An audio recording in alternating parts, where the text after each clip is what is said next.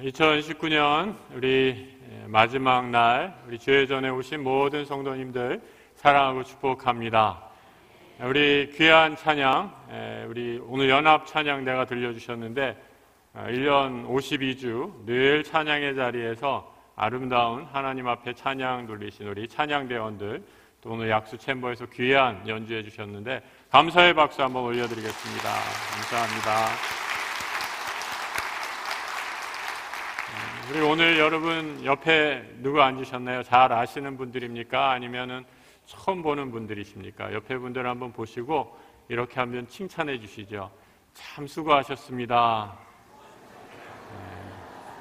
올 한 해 참 여러 가지 어려운 일들 많았는데 여기까지 함께 하시고 또 이 자리에 귀한 자리에 함께 예배 드릴 수 있어서 얼마나 감사하고 기쁜지 모르겠습니다. 우리 송구 영신 묵은해를 보내고 새해를 보내는 참으로 귀한 예배의 자리에 와 있습니다. 여러분 세상 사람들은 여러 군데 가서 나름대로 새해를 맞이하는 제야의 종소리에 참여한다든지 친구들끼리 파티를 한다든지 이런 모습들을 보게 되는데 우리 한국 교회의 아주 귀한 전통 가운데 하나죠. 이렇게 함께 모여서 예배드리고 새해를 맞는다. 얼마나 감사하고 기쁜지 모르겠습니다. 여러분 기쁘신가요? 저만 기쁜가요? 우리 한번 다시 한번 옆에 분들 보시면서 잘 오셨습니다. 축복합니다. 한번 인사 나누시기 바랍니다. 여러분 묵은해를 보내고 새해를 시작하면서 저는 늘 떠오르는 성경 구절이 있어요. 사무엘상 7장 12절의 말씀이죠. 에벤에셀 무슨 뜻인지 아시죠? 무슨 뜻입니까? 하나님이 여기까지 도우셨습니다 라는 그런 의미죠. 하나님이 정말 여기까지 우리를 도우시지 않으셨으면 오늘 우리가 이 자리에서 어떻게 예배할 수 있을까 생각하면 참 감사와 기쁨이 넘치는 이 시간입니다. 여러분 올 한 해 한번 아까 우리 사진으로 파노라마처럼 올 한 해가 1월 달부터 12월까지 벌써 여기까지 왔는데 올 한 해 여러분들에게는 어떤 일이 있으셨는가 한번 하나하나 생각해 보시기 바랍니다. 오늘 이 마지막 날에 그래서 저는 말씀을 준비하면서 제목을 감사하는 자가 되자라는 제목으로 삼았습니다. 한 해를 마무리하고 또 새해를 시작하면서 감사하는 것이 얼마나 귀중한 은혜인지를 새롭게 깨닫게 되기 때문이죠. 여러분 감사하세요? 감사하세요? 뭘 감사하십니까? 그래서 감사할 게 별로 없죠. 우리 상황을 보면 우리 오늘 장로님 정말 간절하게 기도해 주셨는데 얼마나 어려운 일들이 많이 있는지 몰라요. 나라 일도 그렇고 우리 가게, 가정 또 교회적으로도 크고 작은 어려움들이 얼마나 우리 앞에 산적해 있는지 모릅니다. 그런데 여러분 감사하라라고 이렇게 얘기합니다. 여러분 인생에 해결되지 않은 무거운 짐으로 지칠 대로 지쳐서 오늘 이 자리에 오신 분들이 혹시 계실지 모르겠습니다. 아직도 내 삶에 해결되지 않은 문제들이 있어서 무거운 마음을 가지고 이 자리에 오신 분들이 있을지도 모르겠습니다. 그런 여러 가지 상황들 가운데서도 오늘 하나님은 우리에게 주시는 말씀, 새해를 묵은해를 보내며 새해를 감사로 맞이하라라고 이렇게 말씀해 주고 있습니다. 어느 나라에서 세상에서 제일 오랜 기독교 국가겠죠. 세상에서 가장 오래된 직업이 뭐냐라는 걸 가지고 아주 뜨거운 토론이 벌어졌어요. 여러분 생각하기에 세상에서 제일 오래된 직업이 뭐라고 생각하세요? 한 의사 선생님이 아주 자부심을 갖고 이렇게 얘기했습니다. 세상에서 가장 오래된 직업은 바로 의사요 라고 이렇게 얘기했어요. 왜요? 아담이 하와에 뭐를 만들었어요? 갈비뼈를 빼서 만들었잖아요. 그러니까 최초의 외과 수술한 사람, 하나님께서 최초의 직업을 의사로 만들었습니다 라고 이렇게 아주 자부심 있게 얘기했다라는 거예요. 그러자 그 얘기를 듣고 있던 건축가가 이렇게 콧방귀를 끼면서 얘기했어요. 아니 의사라고요? 우리는 건축사가 이렇게 얘기했다는 거예요. 건축사가 우리는 의사보다 더 오래된 직업입니다. 왜요? 건축사는 무에서 유를 창조하는 사람들 아닙니까? 우리는 혼돈, 케이오스에서 바로 무에서 유를 창조하기 때문에 세상에서 가장 오래된 직업입니다 라고 이렇게 얘기했다는 거예요.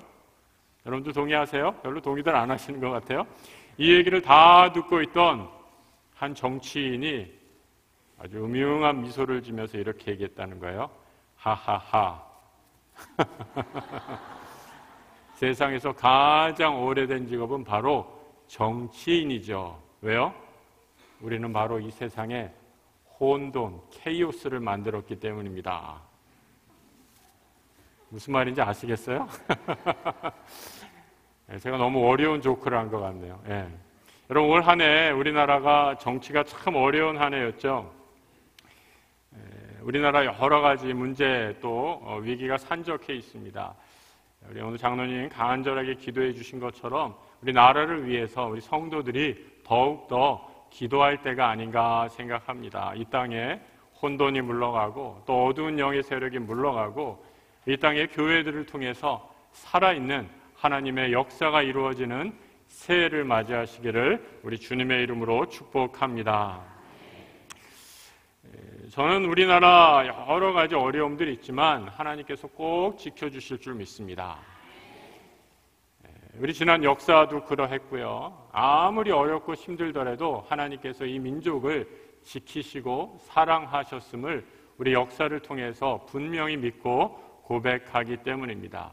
새해에 어려운 일들이 있다라고 예상되지만 하나님께서 꼭 우리의 갈 길을 지켜주시고 인도해 주실 것입니다. 여러분, 우리 성도들의 삶이 늘 마찬가지인 것 같아요. 굉장히 어려움들이 많이 있죠. 하지만 그런 어려움 가운데서도 하나님을 바라보는 것, 그것이 바로 믿음이고 우리 성도들의 삶이다라고 생각합니다.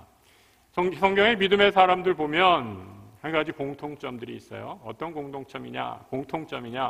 한 명도 쉽게 인생을 살아간 사람 단 한 명도 없어요. 다들 엄청난 고난을 당하게 됩니다. 그 고난 가운데 무엇을 하게 되죠? 고난을 당하니까 하나님을 더 찾게 되고, 고난을 당하니까 하나님께 더 무릎 꿇게 되고, 고난을 당하는 중에 하나님의 뜻을 발견하게 된다라는 거죠.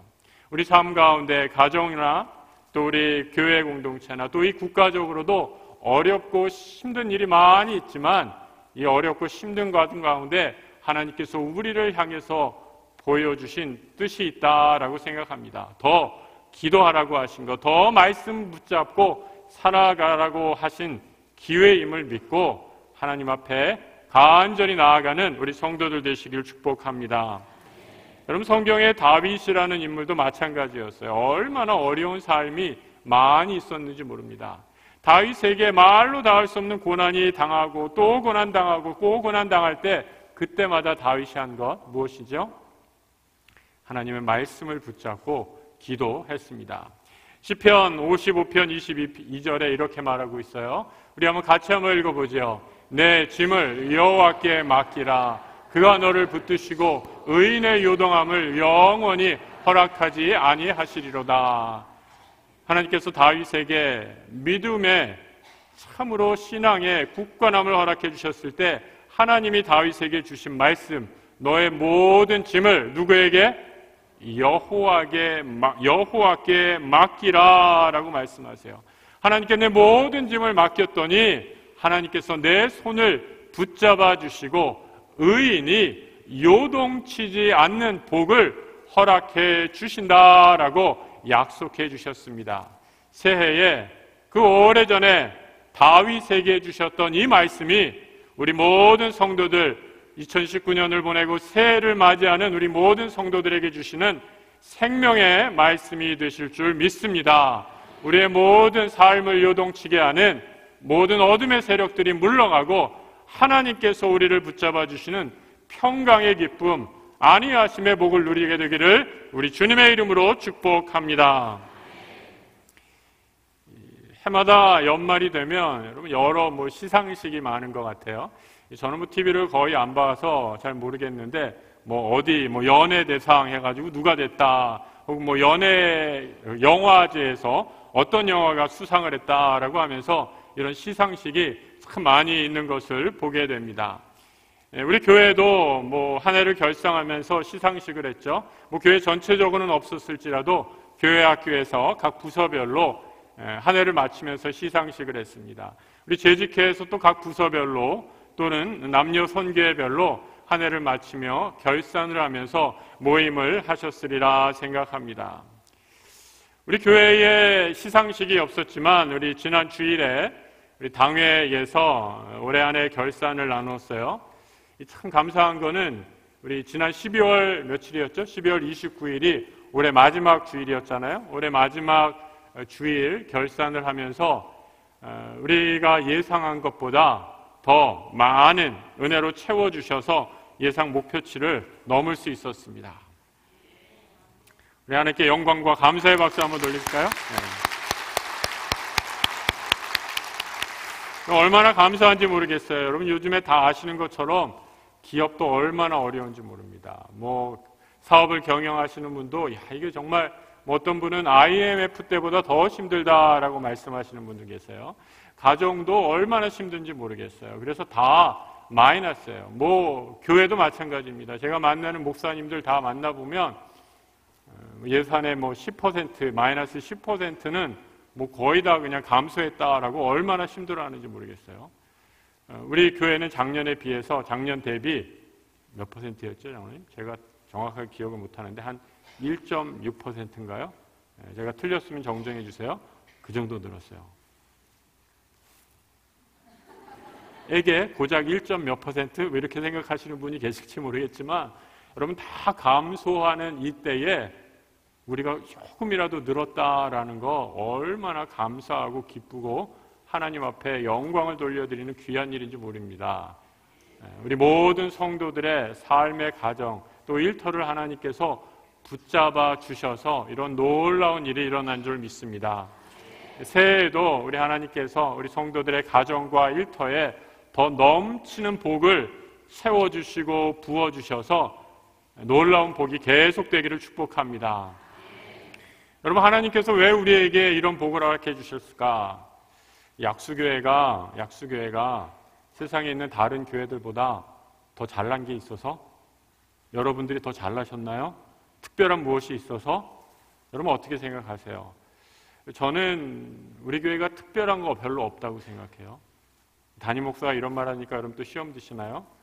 그런데 우리 교회가 특별한 거 굳이 찾으라면 아무것도 내세울 것 없지만 아무것도 자랑할 것 없지만 우리 모든 성도들이 하나님 말씀 붙잡고 최선을 다해 하나님의 뜻을 붙잡고 지키려고 살아가려고 노력했던 것, 그것을 하나님이 기쁘게 봐주시고 어여쁘게 봐주셔서 우리 교회를 축복해 주신 줄 믿습니다.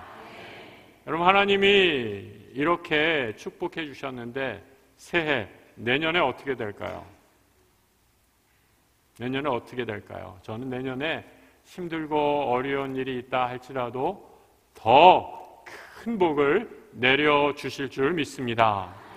새해를 시작하면서 새해에 우리 새표를 정했어요. 우리 새표가 여기 벌써 걸렸죠? 새해 지나고 달라고 그랬는데 오늘 미리 달았어요. 같이 한번 읽어볼까요? 하나님이 기뻐하시는 예배, 하나님이 찾으시는 예배자. 하나님이 기뻐하시는 예배, 하나님이 기뻐하시는 예배자가 되자 내년 새해의 표로 잡았습니다. 하나님이 가장 기뻐하는 것, 우리의 삶의 예배를 통해 우리의 있는 자리에서 우리의 모든 것을 드려도 아깝지 않은 우리 주님을 위해 헌신하고 드리며 감사하는 삶, 그것이 바로 예배로 드러난다고 믿습니다. 우리 교회가 예배를 더 잘 드리고 삶의 예배를 날마다 하나님과 동행하는 예배를 드릴 때 하나님께서 우리가 상상치도 못했던 큰 복의 복을 충만히 내려주시는 한 해가 되길 우리 주님의 이름으로 축복합니다. 바울은 골로새서에서 우리에게 감사하는 자가 되기 위한 첫 번째 조건을 말씀해 주고 있어요. 여러분 감사해야 된다. 성경에서 범사에 감사하라 라고 얘기하는데 이 범사에 감사하는 게 보통 어려운 일이 아니잖아요.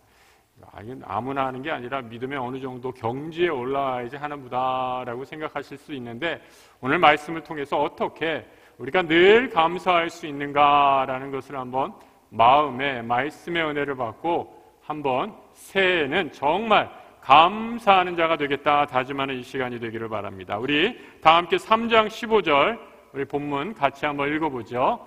그리스도의 평강이 너의 마음을 주장하게 하라. 너희는 평강을 위하여 한 몸으로 부르심을 받았나니 너희는 또한 감사하는 자가 되라. 감사하기 위해서 먼저 선행되어야 될 것이 있어요. 평강이 너의 마음을 어떻게 하라고요? 주장하게 하라라고 이렇게 말씀합니다. 이 평강이 주장한다라는 표현도 참 어려운 표현이죠. 평강이 주장한다라는 말의 의미는 우리 삶에 그리스도의 평화가 넘쳐나서 그 평화가 다스리는 삶을 살아라라고 이렇게 말씀하는 거예요. 어떻게 하는 것이 평화가 우리를 차고 넘쳐서 조금 힘들고 조금 어렵고 또 아주 힘든 일이 있어도 이 모든 어려움을 잘 극복해낼 수 있을까? 여러분 궁금하시잖아요? 그 비밀은 바로 오늘 우리가 읽은 본문 바로 앞절에 그 비밀의 열쇠가 놓여져 있습니다. 어떻게 우리 마음이 늘 평강이 가득하게 할까? 12절부터 같이 한번 또 읽어보겠습니다. 그러므로 너희는 하나님이 택하사 거룩하고 사랑받는 자처럼 궁일과 자비와 겸손과 온유와 오래 참음을 옷 입고 누가 누구에게 불만이 있거든 서로 용납하여 주께서 너희를 용서하신 것 같이 너희도 그리하고 이 모든 것 위에 사랑을 더하라. 이는 온전하게 매는 띠니라. 예수님이 우리를 용서하신 사실을 깨달은다면 우리는 그 누구도 용서할 수 있다. 이것이 바로 하나님의 평강이 임하는 비밀의 열쇠다라고 이렇게 말씀하고 있는 거예요. 여러분 오늘 마지막 올해 12월 31일 이제 한 30분 조금 지나면 새해를 맞이하게 됩니다. 올해를 2019년 보내면서 누구 떠오르는 사람 한 명 있으시죠?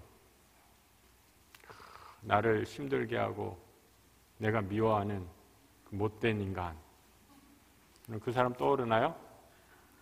만약에 그런 분 있으시면 올해 바로 그분을 용서하는 은혜의 복을 누리시기를 축복합니다. 내가 그 사람을 용서해야 하늘로부터 내리시는 평강이 임하기 때문입니다. 그 사람 얼굴, 그 사람이 내가 한 말이 생각하면 화가 치밀어 오르고 분노에 사로잡히진 않으십니까? 바로 그때 내가 모든 죄에서 나를 용서해 주신 예수님의 얼굴을 떠올리시면 우리는 용서할 수 있는 능력과 은혜를 체험하게 됩니다. 예수님이 용서에 대해서 가르쳐 주시면서 이렇게 말씀하시죠. 누가복음 17장 4절의 말씀 같이 한번 읽어보죠. 만일 하루에 7번이라도 내게 죄를 짓고 7번 내게 돌아와 내가 회개하노라 하거든 너는 용서하라 하시더라. 한 번도 힘든데 한 번도 용서하기 힘든데 7번 죄를 짓고 7번 내게 와서 용서해 달라라고 하면 그 사람 용서해 주라라고 이렇게 말씀하고 있어요. 이게 왜 7번인가? 여러분 7번 유대 문화에서 7이라는 숫자는 완전한 숫자를 의미합니다. 정말 카운팅 하듯이 하나, 둘, 셋, 넷, 다섯에서 7이 아니라 7번이라는 것은 모든 숫자와 관계없이 무제한적인 용서를 하라라는 그런 가르침이죠. 우리 그리스도인의 정체성은 어떤 사람이냐? 그리스도인의 정체성은 용서하는 사람이다라는 거죠. 무제한적인 용서를 하는 사람이다라는 거죠. 어떻게 그렇게 무제한적으로 용서할 수 있나? 내가 예수님을 통해서 그런 무제한적인 용서를 받았기 때문에 나도 나를 힘들게 하는 그 사람을 향해 무제한적인 용서를 실천하고 행할 능력을 받게 된다라는 거죠. 제자들이 예수님의 이 말씀을 듣고 여러분 뭐라고 생각했는가? 주님 그거 너무 무리한 것 아니에요? 그러면서 이렇게 얘기했어요. 주님 우리에게 믿음을 더하소서. 제자들이 너희는 7번씩 죄를 짓고 7번 내게 돌아와 7번이라도 용서를 청하거든 다 용서하라 라고 이렇게 말씀하셨을 때 제자들이 주님 우리에게 믿음을 더하소서라는 말은 내가 용서하겠다는 말이에요? 용서 안 하겠다는 말이에요? 용서 안 하겠다는 말이에요. 왜요? 나는 지금 그런 믿음이 없다라는 말이에요. 나는 지금 용서할 마음도 없어요. 그러니까 믿음 핑계를 대는 거예요. 나는 주님 그런 믿음 안 돼요. 내가 어떻게 저 인간을 7번씩 계속 무제한적인 용서를 해요. 나는 그냥 믿음이 적어서 그런 사람이랑은 거리가 멀어요 라고 이렇게 말씀하고 있는 것입니다. 여러분 우리도 사실 그렇지 않아요? 제가 아까 처음 시작할 때 아까 방금 질문 드렸잖아요. 여러분들 가운데 용서해야 될 사람이 떠오르시는가? 여러분 속으로 뭐라고 생각하셨어요? 아이고 목사님 그 인간이 어떤지 몰라서 내가 어떻게 그 인간을 용서해. 그 인간이 나한테 한 거 생각하면 치가 떨리는데 어떻게 그 사람을 용서해. 혹시 이렇게 생각하지 않으셨나요? 이 제자들도 똑같은 그런 생각을 했다라는 겁니다. 제자들은 자신의 믿음의 핑계를 대면서 나는 용서할 수 없어요. 내가 어떻게 저 바리새인을 용서해요. 우리를 향해 늘 고소하고 우리를 늘 멸시하고 무시하고 부정하다라고 우리를 아예 상대도 안 하는 저 교만한 바리새인들을 용서할 수 있어요. 내가 어떻게 헤로드 왕을 용서해요. 헤로드 왕 우리를 향해서 늘 핍박하려고 하고 예수 믿는 자를 잡아 죽이기까지 했던 그 헤롯을 내가 어떻게 용서할 수 있습니까? 나는 믿음이 적어서 아무것도 도무지 이 주님의 용서의 가르침을 따를 수가 없습니다 라고 이렇게 말씀하는 거죠. 주님이 제자들의 생각을 꿰뚫어 보셨어요. 그리고 뭐라고 말씀하시느냐 17장 6절에 이렇게 말씀하십니다. 같이 한번 읽어볼까요? 주께서 이르시되 너에게 겨자씨 하나일 만한 믿음이 있었더라면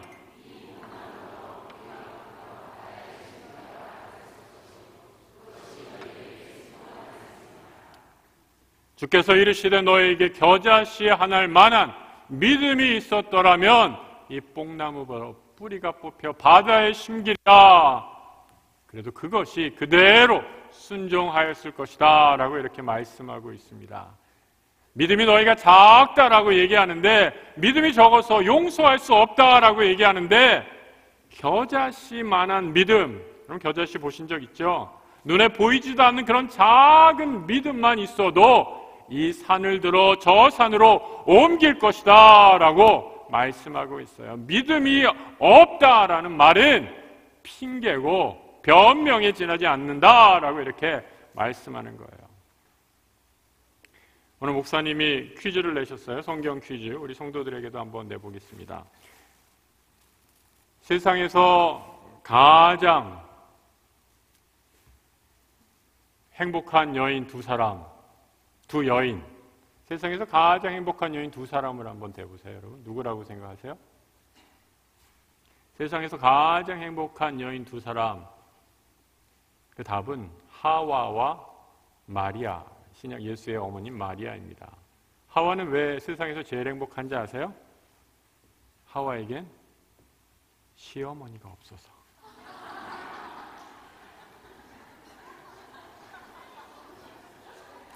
세상에서 제일 행복한 여인이 하와래요. 마리아는 왜 제일 행복한지 아세요? 며느리가 없어서.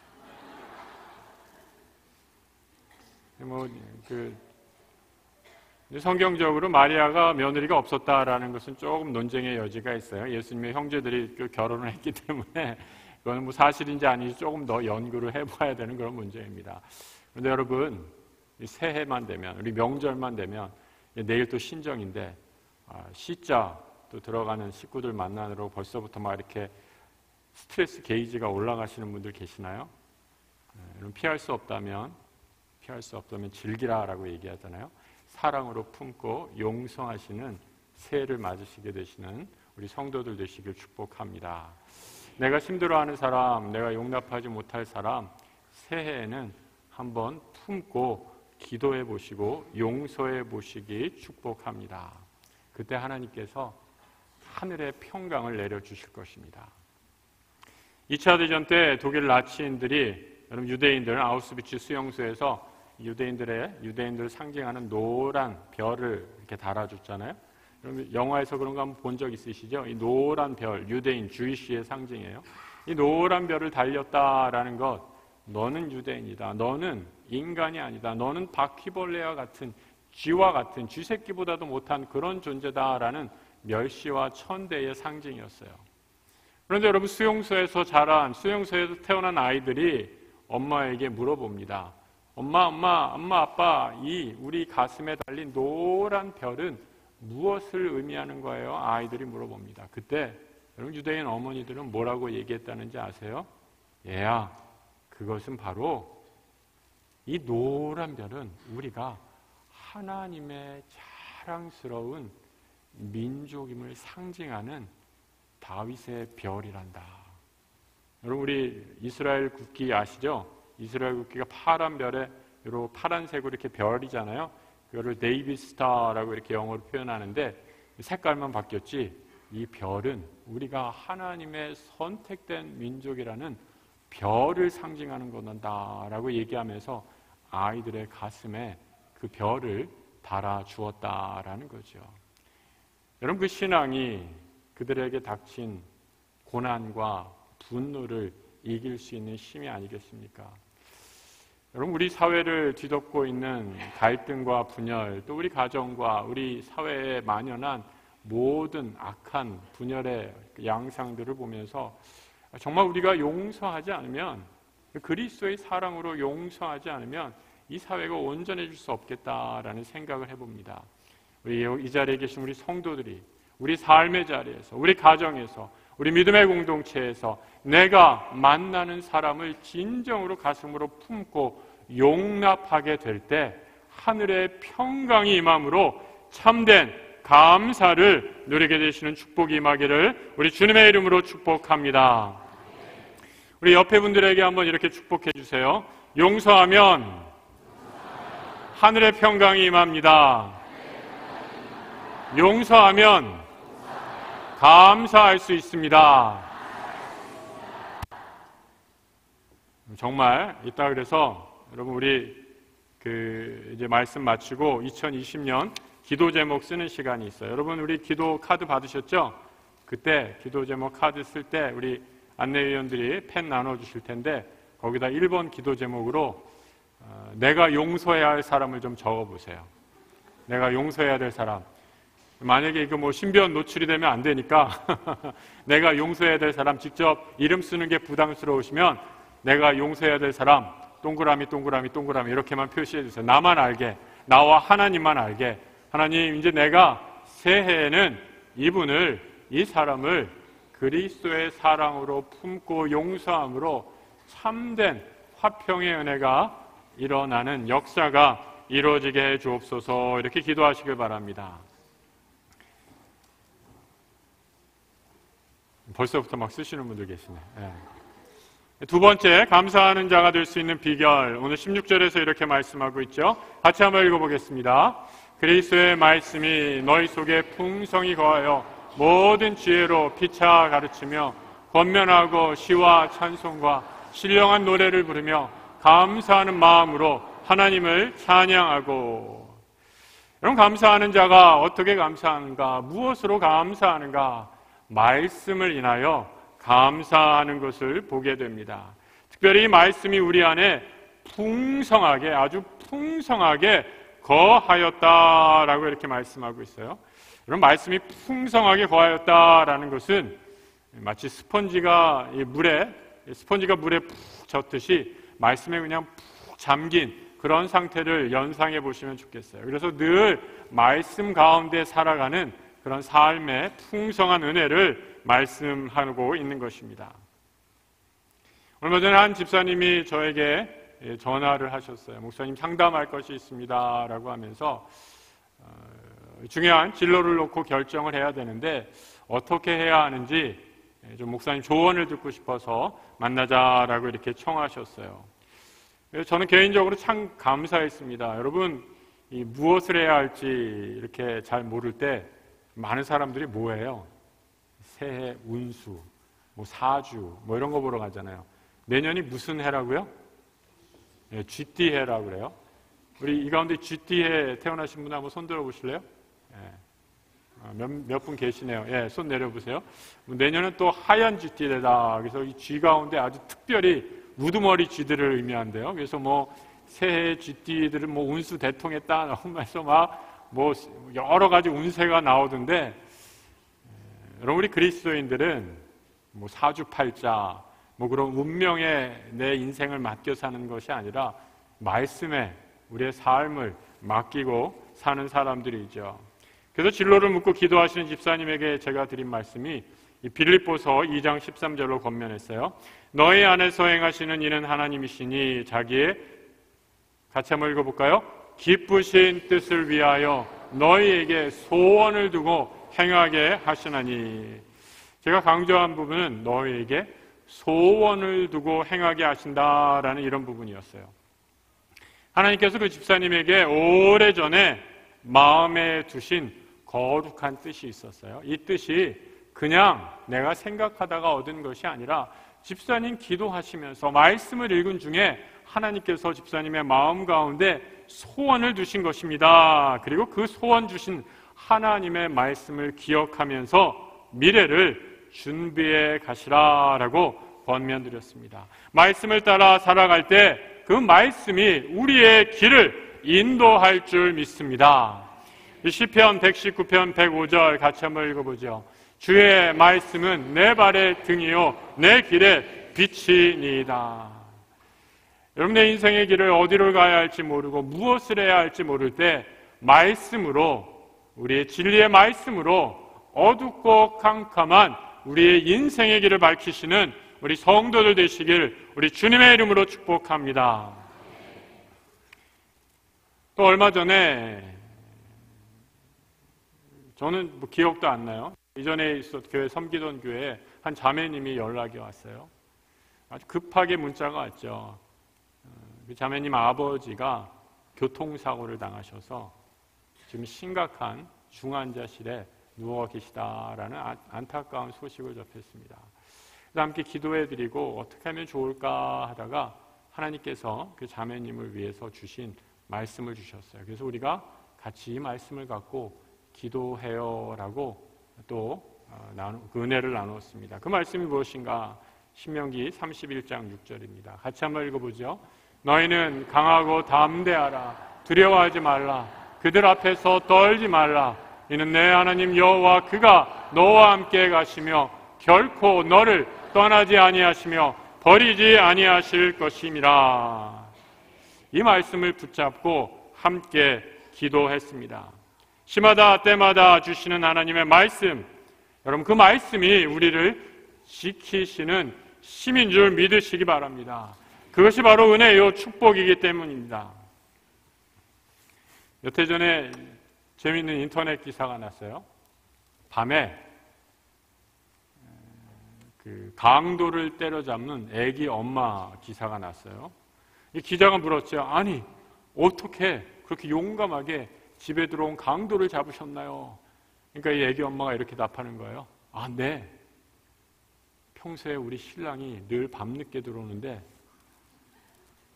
오늘도 이 인간이 늦게 들어오는 줄 알고 내 신랑인 줄 알고 그냥 정신없이 두들겨 패고 보니 잡아보니 강도였어요. 이렇게 얘기하더라는 거예요. 여러분 제가 이 기사를 보면서 야 정말 둘이 천생연분이다 라고 이렇게 생각했어요. 왜 그런가? 술만 먹고 오면 때리고 맞더라도 부부는 어떻게 해야 살까요?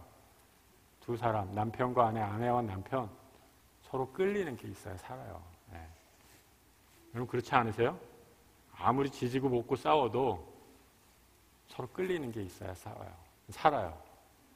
네. 그러니까 뭐 아무리 싸워도 또 같이 사는 거 아니겠어요? 저는 교회에도 똑같이 적용이 된다라고 생각이 됩니다.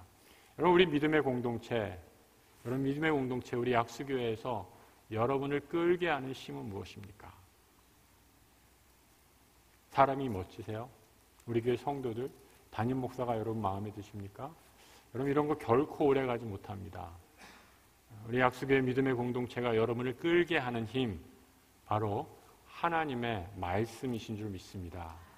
여러분 우리가 이 말씀을 믿고 살아갈 때 어떠한 어려움, 환난이 닥쳐도 그 어려움을 이기고 살아갈 수 있다라는 거죠. 약수교회 끌리는 게 뭐냐라고 이렇게 물었더니 목사님 우리 약수교회는 밥이 맛있어요. 밥도 맛있죠. 그런데 밥만 가지고 오면 안 됩니다. 우리가 다 허물 많고 연약한 존재인데 옆에 분들 보시면 무슨 소망이 있겠어요. 말씀을 붙잡고 살아갈 때 우리에게 참된 생명의 은혜, 우리를 이끄시는 하나 되게 하는 하나님의 구원의 역사가 일어날 줄로 믿습니다. 그래서 여러분 오늘 교회에서 한 가지 준비한 시상식이 있어요. 다른 거 다 못해도 올 한 해 딱 하나 말씀 읽기를 게을리하지 않는 분들, 성경 일독하신 분들 시상식을 거행하려고 합니다. 제가 이 말 드렸더니 또 지금 속으로 아이고 선물 준다고 하니까 나도 읽을 걸 이렇게 생각하시는 분이 있을지 모르겠어요. 그런데 여러분 선물 준다고 해서 하면 그건 아직 어린아이의 신앙에 머물러 있는 거죠. 여러분 우리 아이들 뭐 준다고 하면 금방 말 잘 듣잖아요. 어린아이랑 다를 게 뭐가 있겠습니까? 믿음의 성장과 성숙을 이루는 우리 성도들, 비가 오나 눈이 오나 내 삶이 힘들고 어렵고 잘 되고 형통하고 아무런 상관없이 늘 말씀을 붙잡고 살아가는 우리 성도들 되시길 우리 주님의 이름으로 축복합니다. 우리 옆에 분들 보면서 한번 이렇게 또 축복해 주시죠. 말씀에 풍성히 거하시는 한 해 되십시오.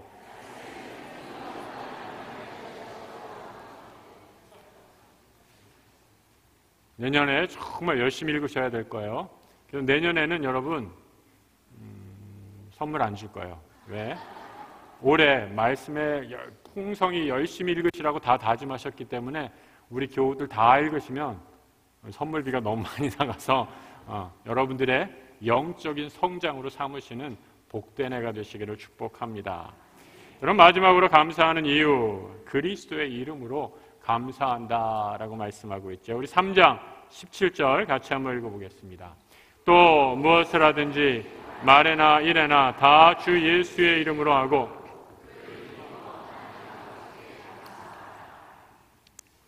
여러분 어떻게 예수의 이름으로 감사할 수 있을까? 그리스도의 이름으로 감사한다.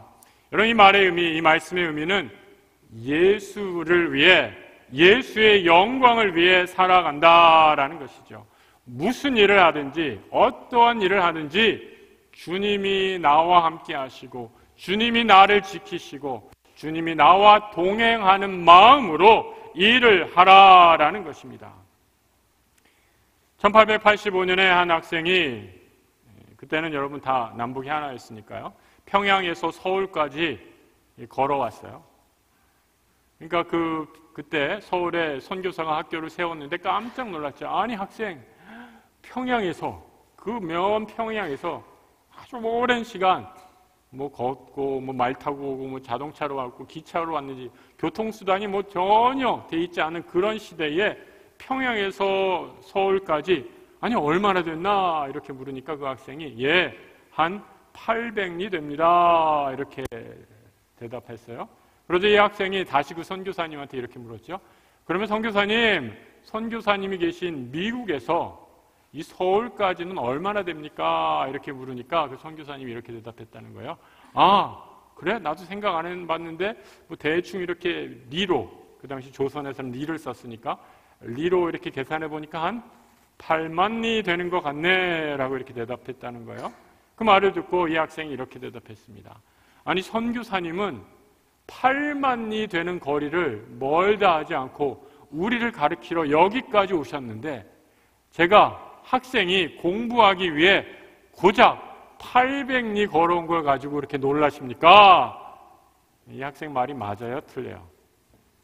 맞는 말이죠. 맞는 말이죠. 이 학생이 누구겠어요?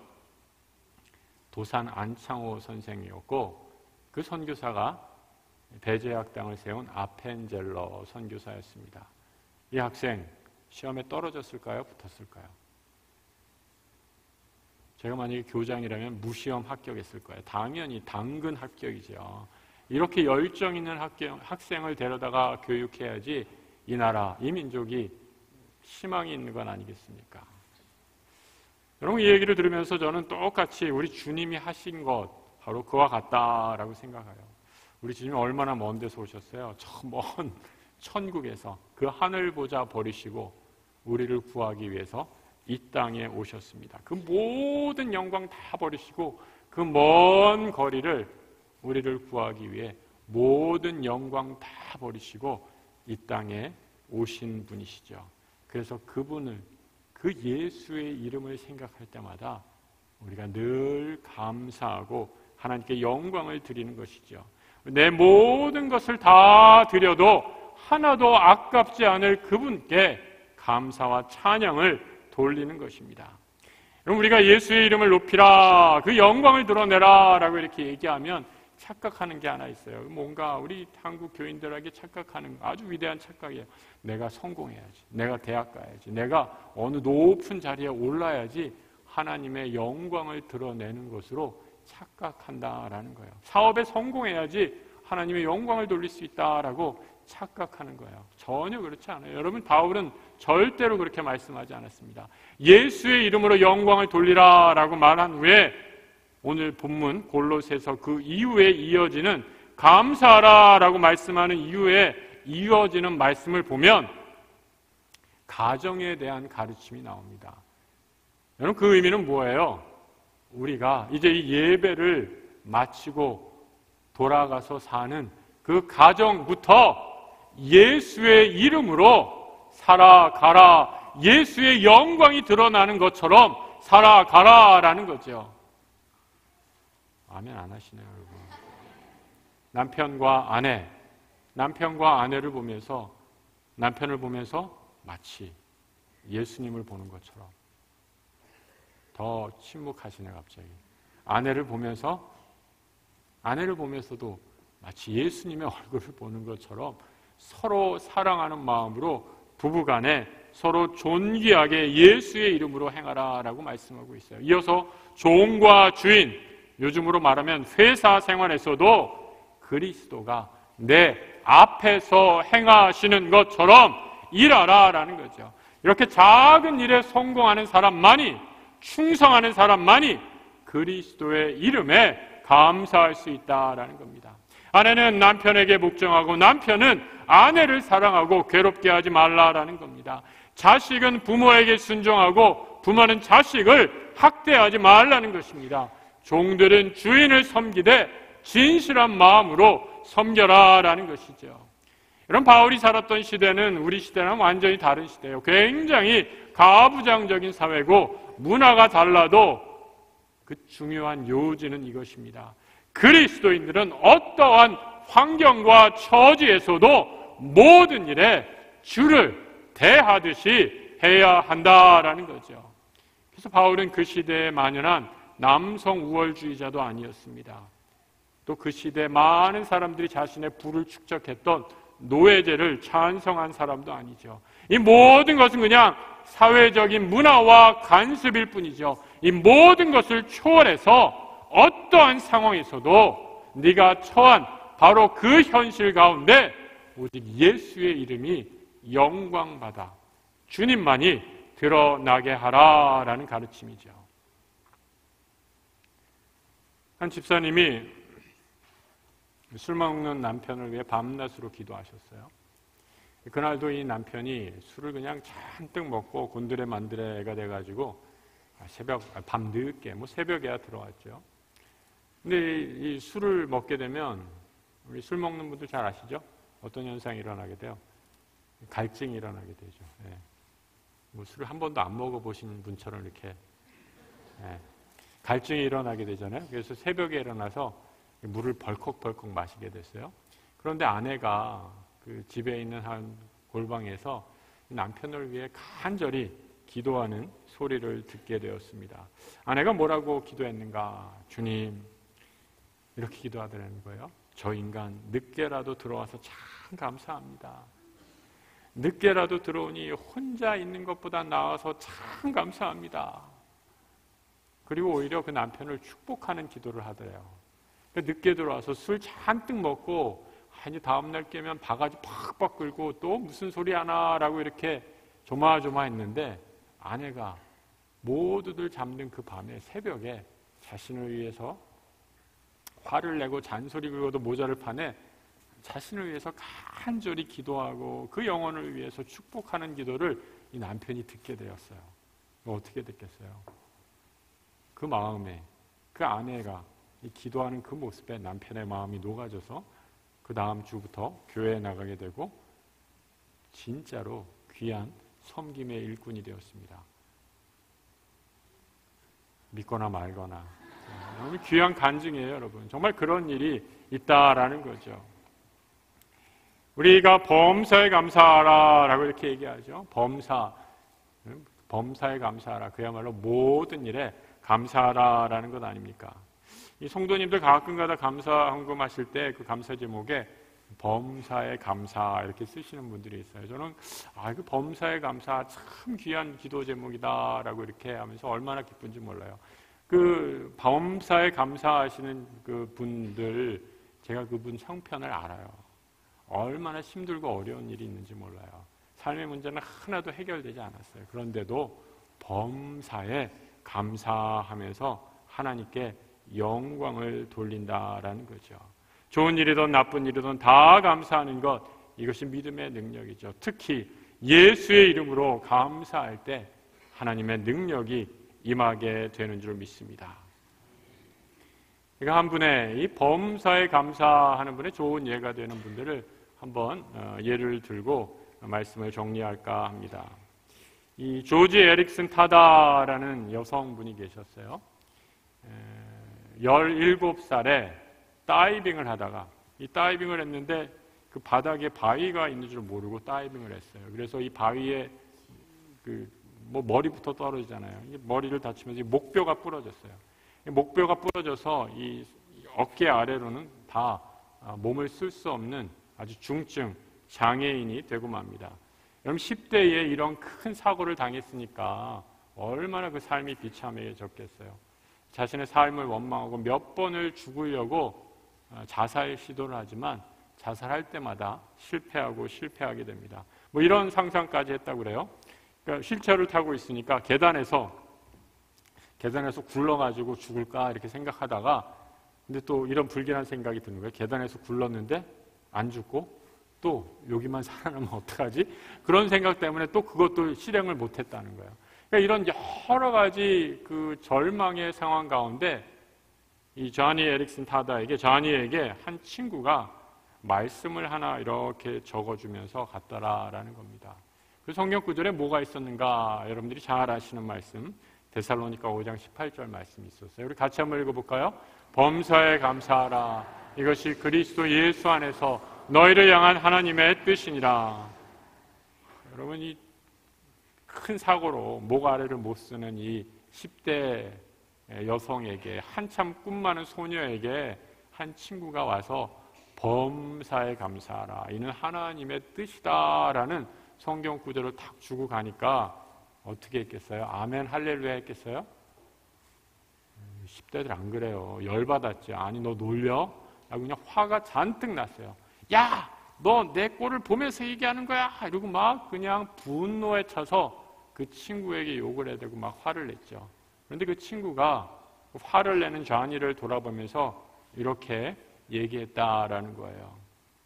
조니야, 사고를 당해 사지가 마비된 것, 그것은 정말 고마워할 수 없는지 모르지만 그것은 네가 고마워할 수 없는지 모르지만 그래도 앞으로 우리 주님이 너에게 베풀어 주실 그 은혜에 감사할 수 있지 않겠니? 이렇게 그 친구가 말했다라는 거예요.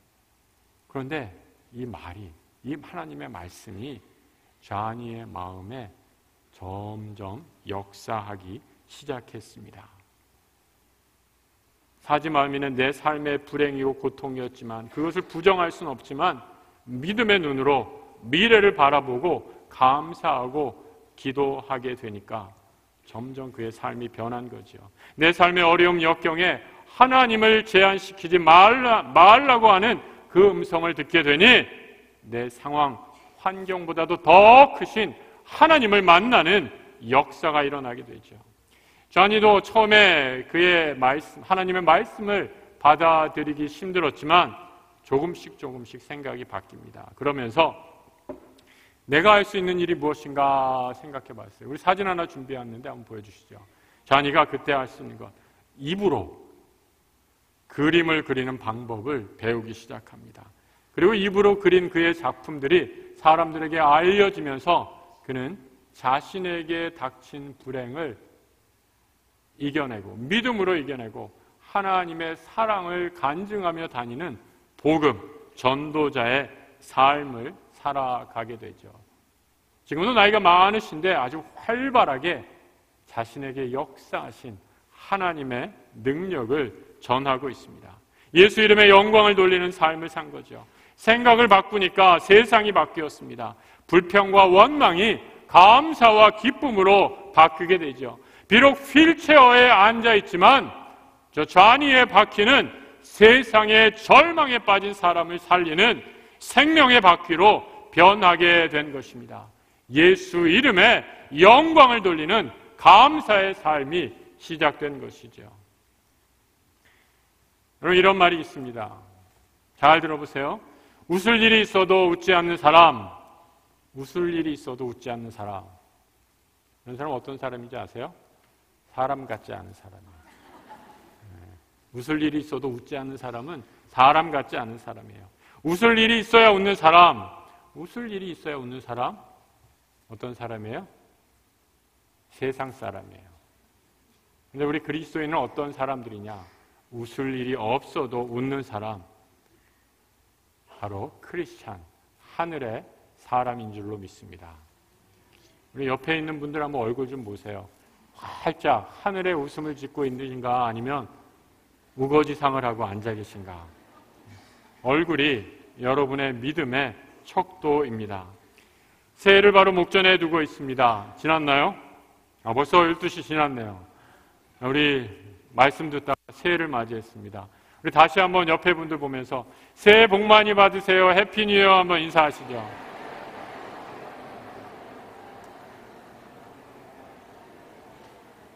새해가 밝았습니다, 여러분. 새해에 참으로 어려운 일이 많을 것이다. 어쩌면 바뀌는 것이 별로 없을지도 모르고 더 어려워질 줄도 있습니다. 그런데도 우리가 감사할 수 있는 것, 바로 예수의 이름이 우리에게 있기 때문입니다. 주님은 나를 피해자로 부르시지 않으셨습니다. 불쌍한 사람으로 부르시지도 않습니다. 축복의 통로로, 복의 근원으로 부르셨습니다. 우리 주님이 나와 함께하는 이상 어떠한 환경, 처지에서도 나는 감사 찬양할 수 있습니다.